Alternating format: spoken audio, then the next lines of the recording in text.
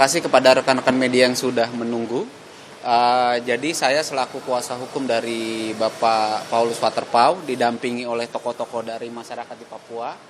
Ada Bapak Ustadz Ismail Aso dan Bapak Kepala Suku dari Papua. Komunitas Masyarakat Papua Jakarta dari Kompaja.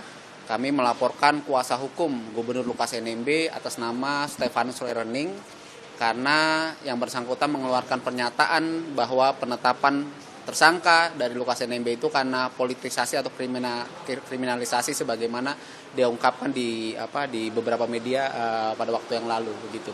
Jadi masih berhubungan. Barang buktinya tadi apa aja Pak yang dibawa? Baik, barang buktinya tadi kami bawa pertama adalah video konferensi pers itu yang sekitar tanggal 18 atau 19 September di 2022. Itu yang beliau Bapak Stefanus Roy Rening mengatakan bahwa mantan-mantan polisi kalau memimpin negeri ini berbahaya, bahwa penetapan tersangka Lukas NMB itu karena ditolaknya pencalonan Paulus Waterpauw, dan beliau menuding bahwa ini semua skenario atau kriminalisasi politisasi dari mantan-mantan jenderal polisi begitu.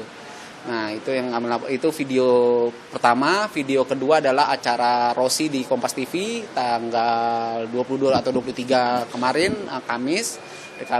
Beliau juga menyatakan hal yang sama bahwa penetapan Lukas NMB itu karena ditolaknya pencalonan Bapak Paulus Waterpauw. Padahal kita ketahui semua KPK sendiri, Profesor Mahfud MD, Menko Polhukam, Wakil Ketua KPK dan PPATK sudah konferensi pers bahwa penyidikan dari penetapan tersangka Lukas NMB itu sudah jauh hari dari tahun 2017. Ada 3 dugaan tindak pidana korupsi yang disampaikan oleh Bapak Mahfud MD. Pertama adalah dugaan penyimpangan dana operasional pimpinan, yang kedua adalah dana PON, yang ketiga adalah pencucian uang. Dan itu semua tidak ada kaitannya dengan Bapak Paulus Waterpauw, Bapak Tito, Bapak Bahlil, Bapak Budi Gunawan begitu. Ini karena murni penegakan hukum begitu. Dan kami menyebutnya ini sebagai koruptor strike back atau serangan balik dari para koruptor. Kenapa? Karena contohnya saja misalkan dana PON. Nah, ini pasti akan ada tersangka-tersangka lainnya yang akan ditetapkan di kemudian hari. Nah, jadi mereka berusaha bagaimana menggiring opini seolah-olah ini adalah persoalan kriminalisasi politisasi dari Bapak Lukas NMB. Dan kami sangat sayangkan kenapa? Karena kuasa hukum harusnya bertindak pro justisia berdasarkan surat kuasa. Buktikan saja di pengadilan. Kalau Bapak Lukas NMB tidak bersalah, buktikan di pengadilan, tidak perlu berperkara kemana-mana. Ini politisasi, ini kriminalisasi. Ini kita sangat sayangkan. Kenapa? Karena hari ini Bapak Paulus Waterpauw itu adalah putra Papua terbaik di kepolisian, Jenderal Bintang 3 pertama di kepolisian. Yang kedua, Bapak Lukas NMB adalah Gubernur Papua saat ini. Baik Bapak Paulus Waterpauw maupun Bapak Lukas NMB ini memiliki masyarakat di bawah. Bapak Paulus Waterpauw ini dari suku Kamoro, Fak-Fak, Timika. Bapak Lukas NMB ini dari pegunungan.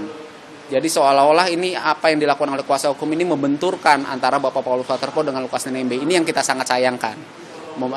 Seolah-olah kuasa hukum ini membentur. Jadi hari ini kondisi semakin memanas dengan ucapan dari kuasa hukum Bapak Lukas NMB sendiri, dan kami khawatir sebagai tokoh Papua juga di sini khawatir bahwa pernyataan dari kuasa hukum dari Lukas NMB Stefanus Roy Rening ini akan menimbulkan konflik horizontal di masyarakat di Papua begitu. Kemarin kan udah ngasih somasi ya, kalau nggak salah tanggal 26 itu udah ada respon atau pernyataan kah dari pihak Lukas NMB ataupun dari Pak Roy Rening sendiri?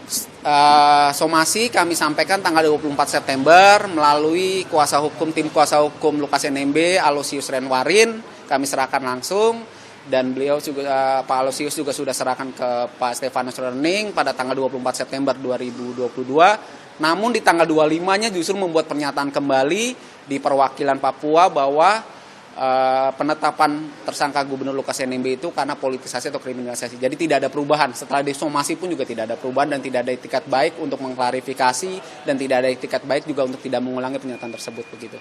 Berarti ini pelaporan ini berkaitan dengan pencemaran nama baik atau kebohongan publik atau seperti apa? Jadi begini, pelaporan ini terkait dengan pencemaran nama baik karena dilakukan melalui media elektronik ya, media elektronik. Jadi tadi dengan pasal 45 Undang-Undang ITE bahwa seseorang menyebarkan berita bohong melalui